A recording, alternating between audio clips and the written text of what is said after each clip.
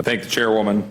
It is rare indeed that I have too many reasons to agree in this room, but I do have to go ahead and start with the absurdity of that provision that was added by the Senate. In fairness to our chairman, it was not added on the House side. It was, in fact, the Senate side. It was clearly a mistake and shouldn't have been done. Let's just go ahead and state what it is. It's just an absurd policy. Why would you penalize a state for having a lower error rate and encourage them to have a higher error rate, which I can read the provision to do nothing else. So let's just call balls and strikes here. That was a ball, and it wasn't even close. A couple things here, just to level set for the American people. If I can just go down the line real quick. And none of this is just level setting. We're all here just reacting to what we're reacting to. Okay, there's not trying to put anybody on the hot seat or anything else. Can you just tell me whether you've been able to read the Senate bill as it came over from the Senate before testifying here today? Can we just go down the line? Hey Patriots, welcome back to the Constitution Corner. If you're new here, make sure to hit that like button and smash that subscribe so you never miss a moment of honest, no-nonsense political commentary that defends our Constitution and fights for fiscal responsibility. Today I'm diving deep into a recent hearing where members of Congress discussed the Senate's budget bill, and let me tell you, the details they revealed are both shocking and infuriating. So buckle up, because we're about to break down why this bill is a disaster for our country, and why conservative Americans need to wake up and pay attention. Yourself, have you been able to read the Senate bill? Just within the scope of the agriculture requirement title. So the changes that were made there, You're able to read the changes to the bill. the summaries of them, the items that they made. Ranking member, No. chairman, I am reading through it as we speak. you're reading the I have bill. not read through the entirety of it. So you have not read it. You're reading through the bill while we're here. Correct. Right. We continue. Ranking member. Yeah, actually, my answer is exactly the same as Jody's. Chairman. We're reading the wraparound, reading the wraparound amendment that affected our area. Briefly, not word for word, to get familiar with the changes before we came here, and we'll be reading it tonight. Ranking member. My reaction is the same as Chairman Guthrie. We tried as quickly as possible to get through it, but we only had like an hour before we had to come here. So no, I've not been able to read the whole thing or sit here. Chairman Smith. Just to read summaries, particularly relating to our jurisdiction on Ways and Means. Thank you, Ranking Member. Chairman Smith. The tax provisions we've been following throughout the whole process. The bill that was, the language was dropped on Saturday. I'm very well aware of everything that's in that. The wraparound amendment that was a couple hours ago, I know the details of it, but I know the tax provisions. I appreciate that. I don't intend to take a whole lot of time for all of our benefit. It's fairly well documented that I've got strong concerns and reservations about the bill. I do think a couple of questions merit observation. And so I'm going to ask, again, in a non-pointed, as a matter of fact, as I possibly can way, to my friend from Texas, if it is our understanding that at least as we accept the CBO analysis, even on a dynamic basis, assuming the Budget Committee's assumption of 2.6% growth and therefore 2.5 or 6 trillion of additional revenue created from that growth, that it would still leave us about 651 billion in additional deficit spending, still accounting for the defense and border plus up. Is that roughly accurate? That's accurate. And to the best of our understanding, and I think you answered this question earlier, to the extent that we had a framework in place that we thought was important to adhere to, are we within that framework? We are, the Senate's bill is about 450 plus 450, I think 5 billion outside of that. Outside of that framework. And that number is different because it does not factor in the defense and the border plus up. Is that correct? The 455? Yeah, that variance to the 650 It's mostly billion. the cost of tax policy being different than what it was in the House. On a current current law basis, on a current law perspective. The numbers we're talking about here in the variance with respect to the CBO calculation, that does not factor in interest. Is that correct? That's correct. And if we were to factor in interest, the number would be necessarily higher if those deficit numbers are correct, presupposing that they're correct, which these are all models. Is that fair? For every dollar you borrow, 50 cents on that dollar is going to interest, so it's a significant additional cost. Would it sound correct that if we're at $651 billion of additional deficit spending, that if you use the CBO's own calculator at the CBO's own assumed 3.5% interest rates, which are far from guaranteed over the coming several years, that would produce over $1 trillion of interest? I'm sorry, let me restate that. Over $1 trillion total when you take the 651 and then add in interest, that we would be in the $1.2 trillion range. You are in the ballpark. So that is the concern for those out there trying to observe what we're doing about the extent to which there's deficit implications to the legislation that was moved forward from the Senate and sent to us. I think it's important, and I might ask, might have a question here, just for level setting, because there's differences of opinion here in philosophy. My colleagues on the other side of the aisle have opined that they try to mock trickle down and kind of impacted the implications of tax policy. We can have those differences of opinion about where we want dollars to reside. And we believe we want dollars to reside in the pockets of Americans. Whether it's the child tax credit, you can debate the policy. I've got some views on that. Whether it's this doubling of the standard deduction, whether it's the marginal rates, which are lower for people in the lower end of the strata and lower on people at the higher end of the strata, right? We can at least agree to the facts. Those are all true. And that some of those impact people hugely in numbers, people at the lower end of the spectrum. So we're talking about tax rates that are and tax policies that are helping working class and poorer Americans. We're also talking about tax rates that are, by definition, going to impact and help those at the upper end of the spectrum. You say help. Well, they don't need the dollars to live. But the question is whether those dollars are going to create more wealth and jobs in their pockets, right? There's a philosophy on the right side of the spectrum that they do that. I adhere to that philosophy, that the money in the hands of the American people produces wealth. You produce wealth, you create jobs, you create opportunity. I think that's a good thing. Where I think I've got a problem is that the Senate wanted to embrace that part in full. They wanted to go whole hog on that. And they want to go, fine, we'll make tax cuts permanent over 10 years. Great, God bless them. I'd love to do that. I'd love to have rates that don't change and they're permanent and they're low. But by doing that, they're exposing the problem. And that problem is just simple arithmetic. And that is, if you do that, then you're going to have an issue with respect to revenue and with respect to spending. And the last point that I'll address, rather than in the form of a question, is the policy baseline. The policy baseline is a dangerous gambit. It is a dangerous gambit for either side of the aisle.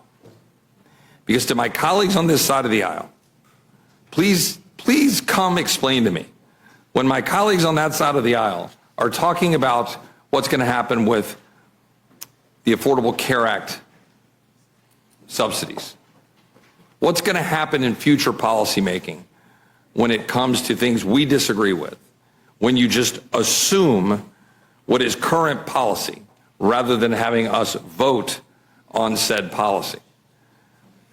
I've seen a lot of messaging and rhetoric coming from very good friends of mine talking about how it's somehow anathema or accepting leftist dogma to say and to ask the question about a policy baseline about whether or not that is foregoing our responsibility to do the math. You can believe that the current tax rates that are X, whether it's for the lowest bracket or the highest, should stay the same. And I take on face value that many of my colleagues, the administration, and myself included, would like them to stay at that level or even lower. That's my preference. But if you do that, you have to do math. What will be the impact then on revenue? And my colleagues, I think, in the Senate in particular, because God bless the House, at least we've created a framework by which we were trying to do dollar for dollar. And I realize my colleagues on the other side of the aisle disagreed with that. But I want to give credit to the Budget Committee chairman for trying to hold a line of saying that there ought to at least be a connection. That we ought to at least say, if we're going to do the tax policy, at least do the spending policy. Have the courage and the fortitude to do what you campaign on when you're talking about balancing the dang budget. Don't just talk about it. Don't talk about balanced budget amendments and then go home and say, look at me. I got a balanced budget amendment vote. Did it fail? Did it? Yeah. No, it failed. Yeah. Is it law? No. Right? But man, I got you your tax cuts. But ignore that inflation that is a result of $37 trillion of debt. My colleagues in the Senate failed us. My colleagues in the Senate failed us. They sent us a bill knowingly, using a policy baseline gimmick. They sent it knowingly. And they sent it knowing that it was going to have increased deficits. Last question, I'm sorry, it's for my good friend from Texas who I don't really want to put on the spot here in a way that's beyond, I think, the core question, but this matters. Regardless of what one thinks about these policies and wanting to be able to have the economic growth, I want the tax cuts to be permanent, I want all this stuff. But is it fair to say that the lion's share of the deficits will be in the first 5 years of the 10-year budget window? Is that fair to say? Yes, that's fair. Is that relatively irrefutably fair to say? It's irrefutable to my knowledge. The only way to refute the idea that in the first 4 to 5 years of the budget window that we will have significant deficits to the tune of probably close to $2 trillion, $1.8 trillion, even on a dynamic basis, assuming the budget committee's numbers, that you have to make up for it in the tail, in the last 5 years of the budget window. The only way to do that, to the best of my knowledge, is to assume more revenue for tariffs and assume higher growth rates. So I think you have to assume, I haven't done the exact math, 3 to 3.5% growth over 10 years, which I hope we have, and we should aspire to get, and tariff revenue at the rate that we currently are bringing it in or more, which CBO has scored to CBO's math, 2.8 trillion? I just did that from memory. Something like that. So it'd be about $280 billion a year. So you have to assume that tariff revenue and assume, call it 3.5% roughly growth. Then you start to kind of wash out what we're doing in Congress by our choice. Everything we just said, we're leaving essentially administration to go carry out. If I'm characterizing anything incorrectly, does anybody want to challenge what I just said mathematically? With that, I will yield back. Thank you, Mr. Roy. Ms. Leisure-Fernandez, you're recognized. First off, let me just say this. It is downright absurd that the Senate included a provision that actually penalizes states for having lower error rates. Yes, you heard me right. They are punishing states that do things correctly and rewarding mistakes. This is backwards policy at its worst. Who in their right mind would want to encourage higher error rates in anything, let alone when it comes to government programs and spending? It's an outright insult to fiscal discipline and common sense. Now, what really blew me away was the candid admission by multiple members of Congress that they had not even read the entire Senate bill before this hearing. Some were literally skimming it on the spot, which tells me one thing. This legislation was rushed and pushed through without proper oversight or transparency. That is not how our government should operate. If we're going to be discussing trillions of dollars in national debt, every lawmaker should be intimately familiar with the bill before weighing in. The numbers they discussed should send chills down every patriotic American's spine. According to the Congressional Budget Office, even with optimistic growth assumptions, this bill still adds roughly $650 billion in new deficit spending. That's without including the increased interest costs from our skyrocketing debt. And when you factor in interest payments, which are guaranteed to rise given our debt levels, you're looking at over $1 trillion in additional costs. This is a direct threat to our nation's financial future. This isn't just abstract numbers. This is our children's future we're talking about. When you borrow that much money, half of every dollar goes to interest payments. That's money that could have been used for infrastructure, veterans, or lowering taxes. Instead, it's just paying off the interest on debt we already owe. What's even more galling is the philosophical divide laid bare in this hearing. The left tries to mock conservative economic principles. The idea that lower taxes and putting more money in the hands of Americans creates jobs, wealth, and opportunity. As a right-wing patriot, I firmly believe that economic freedom is the key to prosperity. If you want a stronger America, You have to trust Americans to spend and invest their own money, not have the government redistribute it in a way that discourages growth. But the Senate bill goes whole hog on the tax cuts, making them permanent without the tough spending cuts needed to offset the lost revenue. This is pure fiscal irresponsibility, it's math. You can't cut taxes permanently and keep spending at the same level without driving the deficit into the stratosphere. This bill breaks the promise many politicians made to balance the budget and manage spending responsibly. Another important point brought up is the dangerous use of the policy baseline in scoring this bill. Some claim it's standard practice, but this approach can mask the real fiscal impact by assuming current policies will continue indefinitely, even when those policies are unlikely to remain in place. It's like pretending everything is fine when it's not, and it misleads the public and lawmakers alike. Let me be clear. Fiscal conservatism isn't about cutting programs for the sake of cutting programs. It's about accountability, ensuring that every dollar spent by the government is done with responsibility and foresight. This bill shows a blatant disregard for that principle. And finally, the timing of the deficits matters. The bill creates massive deficits in the first 5 years, almost $2 trillion, and relies on optimistic assumptions in the second half of the decade to make up for it. That's not a plan, that's wishful thinking. It assumes growth rates higher than historical averages and tariff revenues that are uncertain. If those assumptions don't pan out, America will be stuck with an exploding debt crisis. My fellow patriots, this hearing lays bare the truth. Our leaders in the Senate failed us by passing a bill that ignores fiscal reality, punishes good behavior, and risks our nation's economic stability. It's time for us to stand up, demand better, and hold our representatives accountable to conservative principles that protect the Constitution, safeguard taxpayers, and promote real growth.